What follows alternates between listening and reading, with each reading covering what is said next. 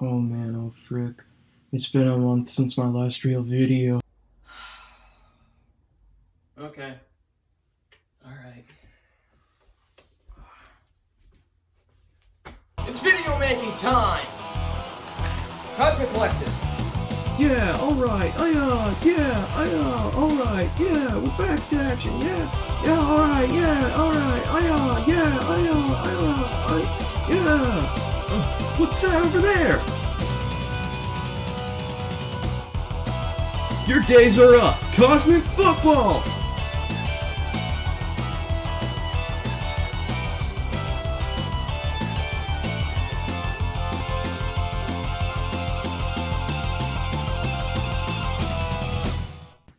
Back in 2017, I was incredibly hyped over the prospect of the Power Rangers movie.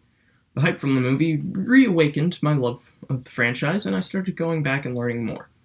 The only time I've been more into Power Rangers is this year. Come to find out in my studies that Boom Comics, a comic company I'd never heard of, had launched a comic based on the most popular era of my favorite show about multicolored teen superheroes, Mighty Morphin Power Rangers. As I read through the comics, I got this sense of excitement that I didn't get from any other comic, and I still feel the same way. They're well-paced, the action's fun, the characters are likable. I think if you watch my videos, you'll probably could maybe get the sense that I don't really like comic books, but that's a lie. I love comic books. It's why I make the videos I do. Power Rangers comics are the only comics I've never felt the urge to rant about. Until today.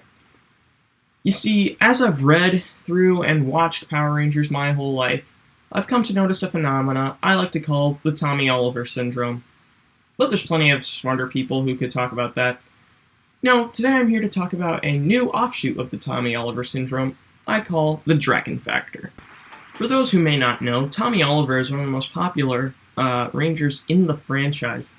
He's been around since the original series and often returns for team-ups. He was the original 6th Ranger and Red Ranger twice, and those are the two most popular character types with young kids in this franchise. Tommy's popularity likely cultivated because he had his own 5-part miniseries in the first part of Mighty Morphin, in which he was evil, under a spell, and was the only character in that show to have a proper arc of any kind. Everyone else sort of was good by themselves. So when the comics began, Kyle Higgins created Lord Draken, an evil version of Tommy who took over the world. Draken was an instant hit thanks to A, being Tommy Oliver, and B, having a badass design. And his story was pretty cool. All of a sudden there were cosplayers all over the place dressed as hybrid rangers, and even Jason David Frank, the guy who plays Tommy, was all over the character. Draken served as the primary villain for the first arc of Mighty Morphin, and afterward I figured, okay, that's it, he served his time, back to Rita. And for a while, it was back to Rita. But then the massive event called Shattered Grid started, and Draken was the main villain. After the final issue of that arc, I figured that was it. And again, for a while it was. Draken was defeated, it's done. And then we got an arc I wasn't so into, and an arc I loved. But then Draken returned for the third time to become a main character in the relaunched Power Rangers. I'm sure you're noticing a pattern. We'll get a big Draken story, and then we'll go a few months without Draken, and then he'll return. And what's wrong with using a popular character? Nothing. It's when you constantly kill off a character and then bring him back. Personally, it seems like there's a reliance on Draken. Like, editorial at Boom is scared that if people go too long without seeing Draken, they'll get bored. Again, there's nothing inherently wrong with this, it's just something I've noticed. Is this because Boom can't invent cool new original villains? Well, no. For one, Power Rangers already has plenty of villains. Rita and Zed, and everyone up on the moon base. If this were a completely original team of Rangers instead of just MMPR, then this would probably be a different conversation. And for two, the creators are completely capable of making new villains. Psycho Green, Dane, Kia, Grace Sterling to an extent, the Imperial, Putty Rita, the Horrid, the Tea Kettle Guy. All fantastic villains that have nothing to do with Draken. Well, Kia and the Imperial kind of do. The point is, the people behind these comics are completely capable of creating cool new characters and putting them into the Power Rangers mythos.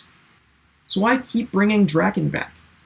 Well, he checks all the boxes of an instant fan favorite, and the people at Boom know how to keep their fans happy, unlike some companies I know. Like I said, there's nothing inherently wrong with Draken coming back, but maybe dial it back a little. Make him not so integral to your stories. Just an idea. Hey guys, thanks for watching. I hope you enjoyed. I hope you enjoyed that little skit at the beginning. Uh, I'm assuming we worked really hard on it. I'm recording this before we're actually shooting it, so I don't know. We'll see. It depends on how it comes out. Like I said in the video, there's nothing super inherently wrong with Draken as a character. It's just that it feels like they keep bringing him back because they don't know what else to do. I'd say, maybe focus on some other villains for a while, some other characters. But hey, what do I know? I don't work at Boom. I really like these comics, though, so, whatever you gotta do to keep them running.